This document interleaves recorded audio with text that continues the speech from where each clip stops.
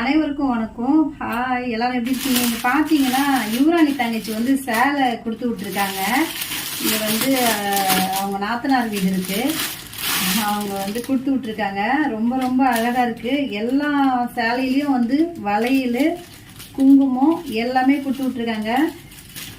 அவங்களோட video follow பண்ணிருப்பீங்க, எல்லாருக்கும் தெரியும். வீடியோ சூப்பரா இருக்கு, நேர்ல ரொம்ப ரொம்ப அழகாவும் இருக்கு, நல்லாவும் இருக்கு.